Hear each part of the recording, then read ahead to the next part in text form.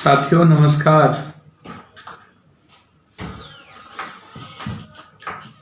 मुझे आश्चर्य लगता है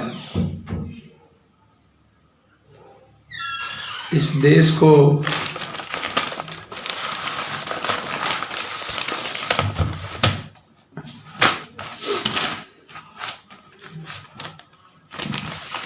नेताओं के लच्छेदार भाषण सुनने की आदत हो गई।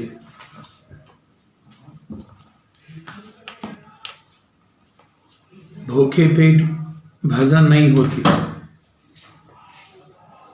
मैं आप सबको बधाई देता हूं कि आज आप लोगों ने प्रवासी मजदूर, प्रशिक्षित युवा, बेरोजगार की आवाज बने। मुझे अच्छा लगा। दिल्ली, महाराष्ट्र, पूरे बिहार के साथियों ने अपने घरों, अपने जगहों से सभी साथी, खासतौर पर दिल्ली में सभी साथियों ने जिस तरीके से अपनी आवाज को बुलंद किया, यह संघर्ष कभी भुलाया नहीं जा सकता है। यह सीख है उन दोगले नेताओं के लिए, उन ट्विटर नेताओं के लिए, बरबोलेपन के लिए, जो मुख्यमंत्री का सपना देखते हैं, उन नेताओं के लिए जो 15 साल कुकर्म किया, महापाप किया,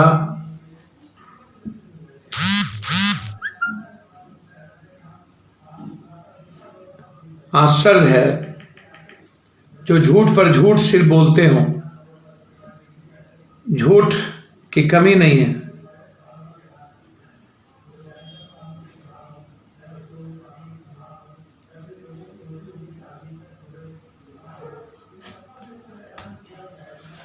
इतना झूठ नेता क्यों बोलते हैं? प्रधानमंत्री जी 15 तारीख को लोगों से मांगे। हेमंत सोरेन जी ने कहा कि प्रधानमंत्री जी बोलकर देश से माफी मांग लेते हैं। ममता बनर्जी ने जो बात कही, बंगाल के साथ सौतेलेपन का व्यवहार। नीतीश की सरकार जो डबल इंजन की सरकार है, वो कहती है जीएसटी का पैसा नहीं देते हैं। लगभग देश के मुख्यमंत्री रोना रोते हैं कि मुझे जीएसटी का पैसा नहीं है। हेमंत सोरेन जी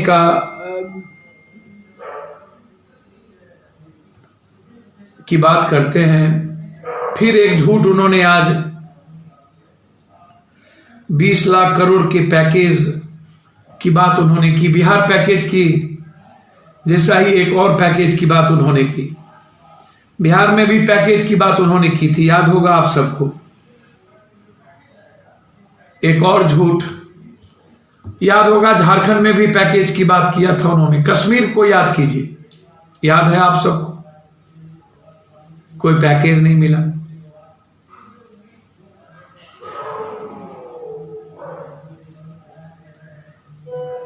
आप 1.25 लाख पैकेज आज तक बिहार को नहीं मिला, याद है ना आप सबको कि भूल गए? 5,000 करोड़ रुपया कोसी बाढ़ का याद है, जब नीतीश जी और दोनों आदमी हेलीकॉप्टर से गए थे, पूर्णिया में 2 मिनट के लिए रुके थे, बातचीत भी नहीं हुई थी, याद है? 5 जिले तबाह हो चुके थे। याद है आरा में 90 लाख, 60 लाख, 70 लाख करोड़ की बातचीत हुई थी। मुझे आश्चर्य होता है,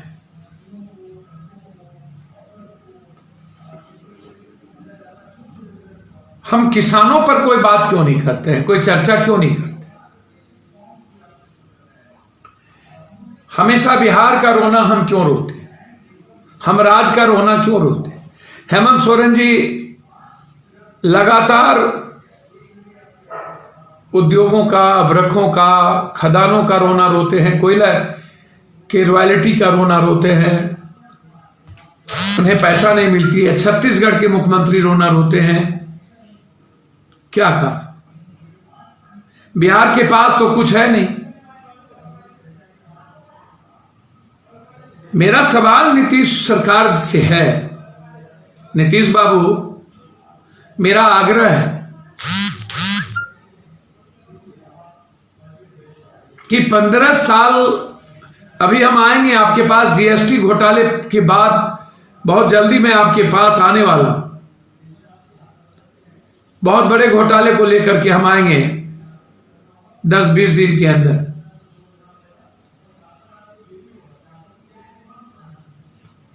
कोई विपक्ष की चर्चा छोड़ दीजिए।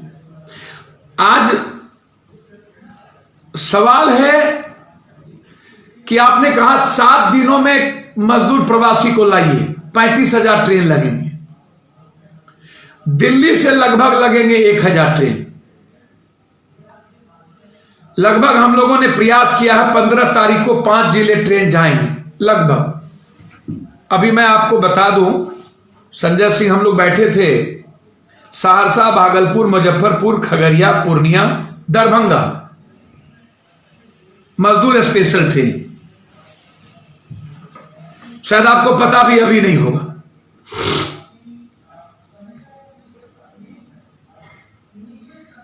लगातार आपने पैसा नहीं दिया।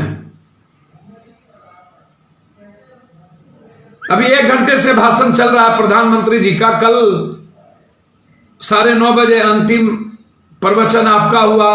आपने कहा 31 मई तक लॉकडाउन बढ़ा देना चाहिए। आप बिहार की जनता को बताइए कि आपने इतने दिनों के लॉकडाउन में अच्छा क्या किया। जांच 40,000 भी नहीं हुए। कोई एक स्टेट का नाम बताइए जहां क्वारंटाइन, बाहर के लोगों को क्वारंटाइन किया गया हो जो पॉजिटिव नहीं है। एक तरफ जहां पर सरकार कह रही है कि जब फीवर नहीं है, अरविंद केजरीवाल कह रहे हैं कि आपको जब विशेष खांसी या कुछ नहीं है तो आप कुछ मत करिए। तो मैं आपसे एक बात पूछ रहा हूं, मुझे हाथ जोड़ करके प्रार्थना है, आप हमें बताइए कि आप मजदूर का संक्रमण आपके नेता बार बार बोल रहे हैं, जो बाहर से विदेश से आ रहे हैं, जो अहमदाबाद में पूरी की पूरी टोली आई अमेरिका से, उस पर चर्चा नहीं होती। कोरोना वायरस 15 लाख लोग लेके आए, उस पर चर्चा नहीं होती। आज दिल्ली स्टेशन पर सोशल डिस्टेंस की धज्जियां उड़ गई, उस पर चर्चा नहीं होती। पूरी धज्जियां उड़ गई, उस पर चर्चा नहीं होती। मुझे आश्चर्य होता है। दारू में सोशल डिस्टेंस की धज्जियां उड़ जाती है, चर्चा नहीं होती है। मजदूर के घर जाने पर मजदूर से संक्रमण हो रहा है। मैंने कल भी कहा कि आप मजदूर को पैसा दे दो ना, नहीं जाएगा। लेकिन आप मजदूरों को अपमानित क्यों कर, शोषण क्यों कर, मजदूर को बेइज्जत क्यों कर? आप 7 दिनों में 35,000 ट्रेन कैसे चलाओ? एक तरफ महाराष्ट्र पर आप कुछ नहीं बोले, पंजाब पर कुछ नहीं बोले, दूसरी तरफ आप 21 दिन कह रहे हो, जो प्लेन से जाएंगे वो घर जाएंगे, जो बाय रोड जाएंगे घर जाएंगे। अभी आपकी लड़ाई बाय रोड विपक्ष के नेताओं के साथ शुरू हो गई। वो कह रहे हैं कि मैं लॉकडाउन में, आप भी समझ जानते हो कि विपक्ष का नेता कब यहां आए, क्यों आए, क्या जरूरत थी उनको दिल्ली आने की। आपको भी पता है, सबको पता है कि क्यों दिल्ली आते हैं, क्या मजे लेते हैं, सबको पता है। कोई लॉकडाउन में कोई नहीं फंसा है, सबको जानकारी है कि अंतिम दिन 23 तारीख तक प्लेन चली है। मैं भी अंतिम दिन दिल्ली आया हूं, काम करके आया, और 23 तारीख से लगातार हर दिन मैं यहां पर खाना बांटा हूं, पैसे बांटा हूं, लोगों के बीच रहा हूं, घर में झगड़े हुए डेली हो रहे हैं। हमें रोका गया है, असहज रहा हूं, डिस्टर्ब रहा हूं, आज भी डिस्टर्ब रहा हूं मजदूरों की आवाज उठाने। हमारे लोगों को ओखला थाने में रोका गया है, मैं बहुत डिस्टर्ब रहा। आज के चैनल पर कहा सोशल डिस्टेंस, पप्पू यादव दारू में सोशल डिस्टेंस नहीं, 2 लाख मजदूरों को मार पीट के सड़कों पर भेज दिया, सोशल डिस्टेंस नहीं। डेली मार रहे हो, राजस्थान में मार रहे हो, हरियाणा में मार रहे हो, सूरत में मार रहे हो, महाराष्ट्र में मार रहे हो, पटरियों पर सोशल डिस्टेंस नहीं। एक बच्चे मानसरोवर में आत्महत्या कर लिए, उत्तर प्रदेश मध्य प्रदेश में सोशल डिस्टेंस नहीं, पेट में बच्ची मर गई, सोशल डिस्टेंस नहीं है। जो मन में आ रहा है आप कर रहे हो। आप अभी पीपी कीट पर असर बोल गए। 47,000 कीट पहले बन रही थी, अब अधिक बन रही है, लेकिन कोरोना के बाद जरूरत बढ़ी है तो उत्पादन शुरू हुआ है। Y2K की फर्जी संकट पर बोले, जो कोई संकट ही नहीं था। मजदूर श्रमिक कानून पर कुछ ना बोले, कुछ बोले ही नहीं उस कानून पर कि क्यों मैं खत्म किया। मुझे समझ में नहीं आता है कि आखिर कारण क्या है। एक तरफ कहते हो भारत को आत्मनिर्भर बनाएंगे बिना मजदूर के, एक तरफ आप मुनाफाखोर और कॉर्पोरेट को पूरी अधिकार दे रहे हो। 200 रुपये में मजदूर जाएंगे, जब मन आएगा नौकरी से निकाल देंगे, घर नहीं मिलेगी। दूसरी तरफ आप करो बिना मजदूरों को शामिल किए हुए आत्मनिर्भर कैसे बनाएंगे। पूरे मजदूरों के अधिकार मैं फ्रीडम दूंगा। यदि पप्पू यादव की सरकार होगी तो गवर्नमेंट के द्वारा फ्रीडम होगी मजदूरों को। मैं कॉर्पोरेट को बिजली का टैक्स का, गुंडा माफिया टैक्स का, बिजली टैक्स का, सरकारी टैक्स से मुक्ति कराऊंगा और मजदूरों की जिंदगी को सरकार के द्वारा मैं डेवलप करूंगा। लेकिन आपका तो हमें कुछ समझ में नहीं आता। अब मैं जब कोई बात करता हूं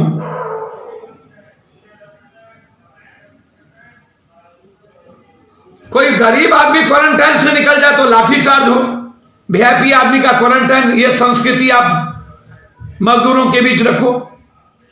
भारतीय मजदूर संघ की राज्य सरकार को चेतावनी दी गई। बीएमएस ने प्रवासी मजदूर को मुफ्त परिवहन सुविधा उपलब्ध कराने की मांग किया। मुख्यमंत्रियों को लिख करके श्रम कानून को कमजोर करने का विरोध तक किया गया है। कोरोना वायरस में मजदूरों और नौकरियों के लिए असाधारण संकट की स्थिति पैदा की गई। आर्थिक, सामाजिक और मनोवैज्ञानिक समस्या पैदा किया गया। उदाहरण के लिए विशाखापट्टनम, रायगढ़ और औरंगाबाद की घटना लेबर सेक्टर की दयनीय हालत को बयां कर रही है। दूसरी स्थिति, आप स्थिति उठा के देखो, बिहार मजदूरों 15 साल सरकार रहकर आप क्या किए। आज मजदूरों को भी 2 वक्त की रोटी यदि हम देने के लायक नहीं है, आप ले आइए। मैं कह रहा हूं कि जितना मजदूर होगा हम 4 खेती, आत्मनिर्भर खेती से बना देंगे बिहार को दुनिया का। केला, लीची, गन्ना, धान, कई सारी चीजों से आत्मनिर्भर बने। मैं मजदूरों की जिंदगी से बिहार का उत्पादन बढ़ाए। मजदूर बिहार को दुनिया बना देंगे। क्या है बिहार के मजदूरों पर हमेशा चर्चा।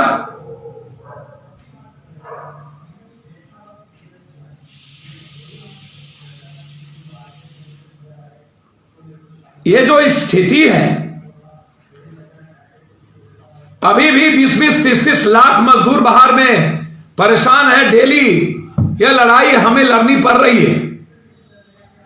स्थिति भयावह है और मुख्यमंत्री जी 30 तारीख तक लॉकडाउन बढ़ाने सब कुछ को खोल रहे हैं, बाजार को खोल रहे हैं। सारी स्थितियों बाहर है।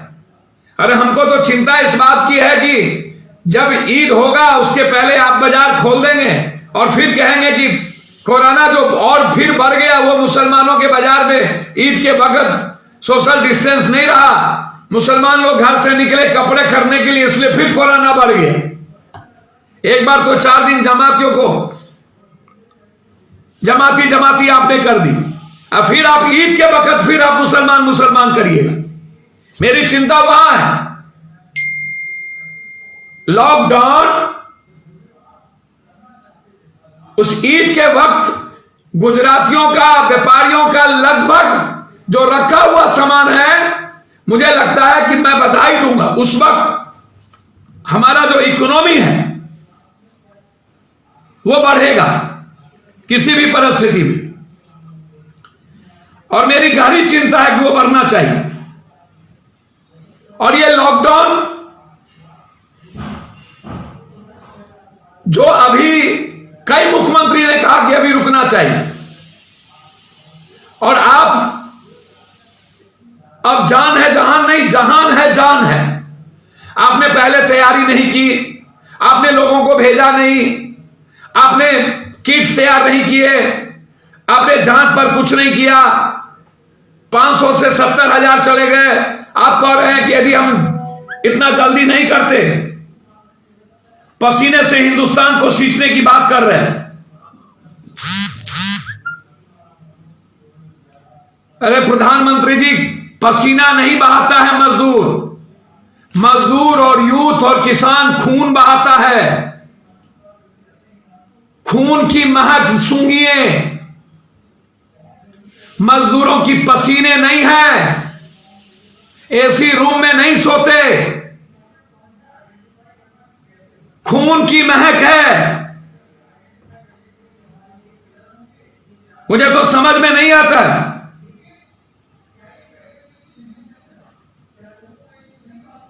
अब जिस तरह की बात उन्होंने की है,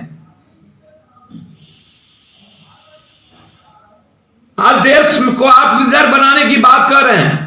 आप कह रहे हैं देश अपनी जरूरत को निर्माण खुद करेगा, जिससे देश की मिट्टी की महक और मजदूरों के पसीने खुशबू होगी।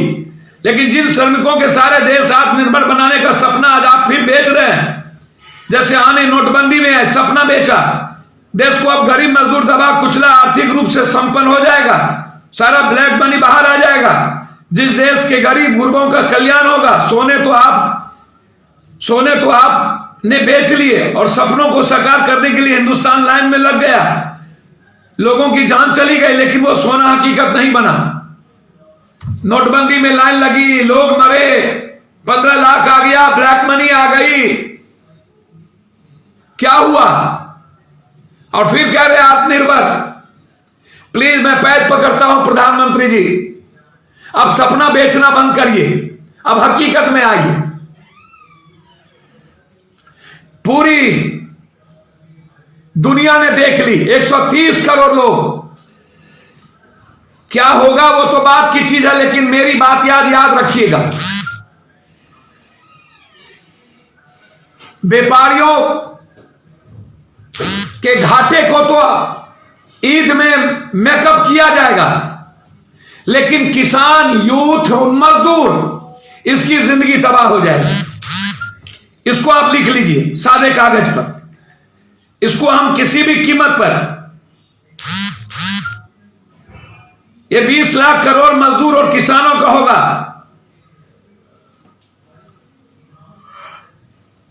जब मजदूरों की जान ही नहीं बची रही, तो ये कौन सा जहान बेच रहे हैं? जब आप श्रमिक कानून खत्म कर दिए, अधिकार खत्म कर दिए, 200 रुपये में 12 घंटे काम करेंगे, 2 घंटा पहले जाना पड़ेगा, 15 घंटा लगभग हमारी समय चली जाएगी। हमारा जो न्यूमन सिस्टम है बॉडी का, वो समाप्त हो जाएगा, क्या बचेगा? ये जरा बता दीजिए ना, ये 20 लाख करोड़ रुपया किसके लिए, ये हम जानना चाहते हैं। कहां से, किस बात को लेकर?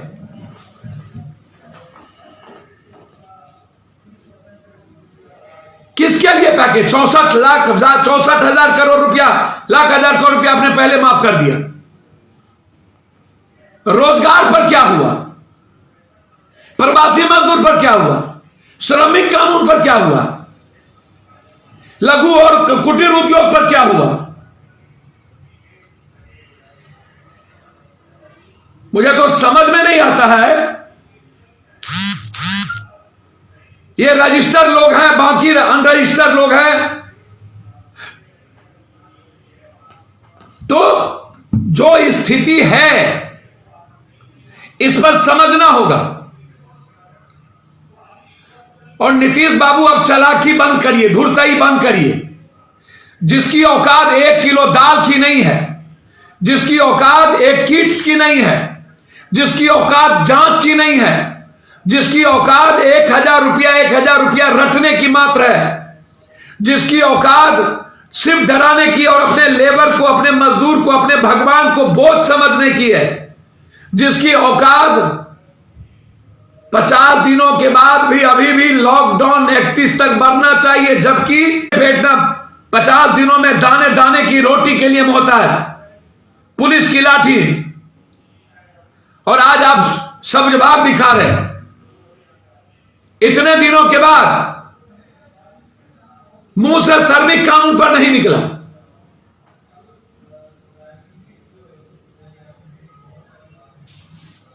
जब सारे इकोनॉमिक्स ने आपको 0.8 और 1.8 पर ला करके इकोनॉमी को रख दिया, तब पेट में दर्द हुआ।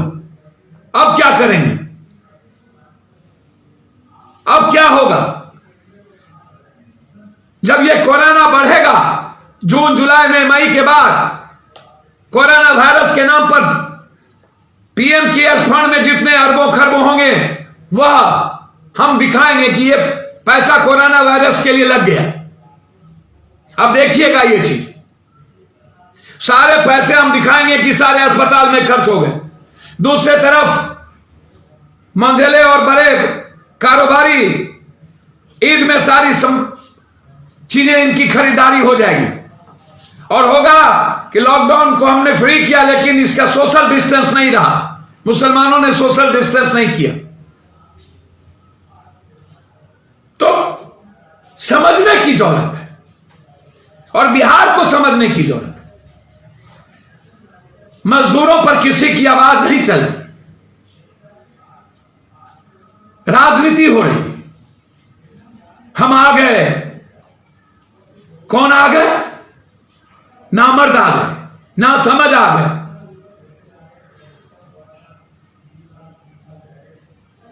ये बचकाना लोग आ गए। ये बच्चा का खेल है क्या? ये कन्या बहरूरिया का खेल है क्या? हम अर्जुन हैं, कृष्ण हैं, इस घर से उसको भगाओ, उस घर से उसको भगाओ। ये एक घर का खेल है क्या? जात जात का खेल है क्या?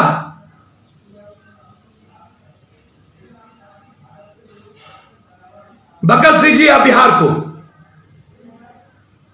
और लंबी लड़ाई लड़ने की जरूरत है बिहार के किसानों के लिए। हम लड़ेंगे, हम चैन से नहीं बैठेंगे किसी भी परिस्थिति में। हर परिस्थिति में हमारी लड़ाई होगी।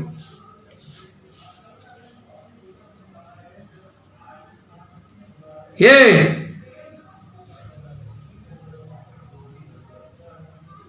आपदा प्रबंधन के मंत्री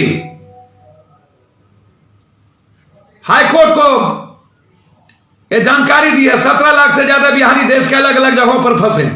भोजन राशन तत्काल 1000 रुपया पहुंचाने का काम हमने कोशिश किया है। बिहारियों को वापस नहीं लाया जा सकता।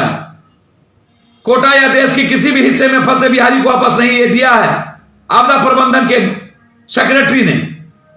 कानून और केंद्र सरकार के गाइडलाइन को सख्त अनुपालन राज्य सरकार कर रही है। ये देखिए, ये रिपोर्ट है, ये हाईकोर्ट को दिया है। कितनी साजिश है बिहारियों को लेकर। इसीलिए हमें इन साजिश को लड़ना होगा, मर के भी। जो होना होगा होगा। मौत से नहीं डरते। परवाह की, मौत की परवाह, जिंदगी की परवाह अब हम नहीं करेंगे। पता नहीं ईश्वर क्या करेंगे, मैं नहीं जानता हूं। अगर ये पैकेज मजदूरों के लिए है तो ये पहले क्यों नहीं दिया गया? पूरे देश में फंसे मजदूरों, उनके घर भेजने 3 महीना का खाना खिलाने के खर्चा 30,000 करोड़ आता है। वो कितना प्रतिशत हित? 20 लाख करोड़ का महज 1 से 1.5%। लेकिन आपको मजदूरों से मतलब नहीं। सांत्वना के दो शब्द उनके लिए आप नहीं बोल पाए। मजदूरों के नाम पर बस मगरमच्छी आंसू बहाना तो आपसे सीखे। 3 महीने खाना खिलाने के लिए 30,000 करोड़, 1 से 1.5% मात्र। ये पहले क्यों नहीं? मजदूरों के लिए तो होगा नहीं। तो इसीलिए ये आज ही आगाह हम करेंगे। इसको समझने की जरूरत है। और नीतीश बाबू 7 दिन आपको कम से कम, जो आदमी 1 किलो दाल और 1005 किलो आटा पर 2 महीने से मजदूरों को सब्जबाग दिखाया हो और औकात बताया हो, वो भी संख्या नगन, और वो भी पूरी लूट, जांच नहीं, क्वारंटाइन के नाम पर डर। जब एसी ट्रेन के लोग घर जा सकते हैं तो मजदूरों को भी और आम आदमी को भी आप जांच कर पॉजिटिव लोगों को आप अस्पताल में डालिए और उसको क्वारंटाइन मजदूरों को घर में करिए। जब आपके विपक्ष के नेता घर में क्वारंटाइन जाने के बाद बंद हो सकते हैं तो फिर मजदूर क्यों नहीं? ये मेरा सवाल है आपसे। एमपी एमएलए जाने के बाद घर में होंगे तो मजदूर क्यों नहीं? ये सवाल मेरा सवाल है। सही लोग कहते हैं ये सूट बूट की सरकार है। मजदूरों के कंधों पर बंदूक रखकर अंबानी पूंजीपतियों को नुकसान की भरपाई। हमेशा इस देश का खजाना पूंजीपतियों के लिए खोला गया। यह याद इतिहास है, किसानों के लिए नहीं, युवाओं के लिए नहीं, मजदूरों के लिए नहीं। याद रखिएगा, यह 3 वर्ग इस हिंदुस्तान के निर्माण का सबसे बड़ी ताकत है और इतिहास लिखेंगे हम इन 3 वर्गों से। और ये 3 वर्ग पप्पू यादव के लिए भगवान है और ये लड़ाई हमारी जिंदगी का अंतिम सांस का कतरा कतरा होगा। इसी संकल्प के साथ पुनः एक बार पप्पू ब्रिगेड जन अधिकार पार्टी के सभी साथियों को, वरिष्ठ नेताओं को, हर वर्ग के दलों के दलित नेताओं को, सभी मजदूर भाइयों को, मानवर बंधुवर को, युवा शक्ति, युवा मोर्चा को, छात्र को, सेवा दल को, सभी प्रकोष्ठ के साथियों को, महिला बहनों को बहुत बहुत मुबारक कि आपने मजदूर के संघर्ष और प्रशिक्षित युवा वर्गों के संघर्ष की आवाज बने और पूरे मजदूरों को और युवा साथियों को बिहार लाने और उनके अधिकार और श्रमिक कानून, काला कानून जो लाने का काम हुआ और उनके अधिकार को जो खत्म करने की कोशिश की, उसके संघर्ष के भागीदारी बने। इसके लिए बधाई। लगातार आपकी आवाज इस सरकार के खिलाफ, नाइंसाफी के खिलाफ, इस हुकूमत के खिलाफ और ये जल्लाद नेताओं के खिलाफ उठ रही है। इसके लिए बधाई। पुनः हम आग्रह करेंगे कि आप अपने एमपी, एमएलए, मंत्री, संतरियों के खिलाफ आवाज बुलंद करें जो एसी के ऐसो आराम की जिंदगी जी रहे हैं। आप किसी भी कीमत पर जाति, धर्म और मजहब जैसे नेताओं को नहीं बख्शिएगा। प्लीज सोशल मीडिया पर ऐसे लोगों का जमकर खिलाफ करें। कोई हो, जाति हो या धर्म आपका अपना हो, ऐसे लोगों को, जो लोग कोरोना वायरस में आपको छोड़ दिया, हर हमेशा संकट में छोड़ दिया, उसको आप छोड़ दें। ये मेरा आग्रह है। बहुत बहुत धन्यवाद। नमस्कार।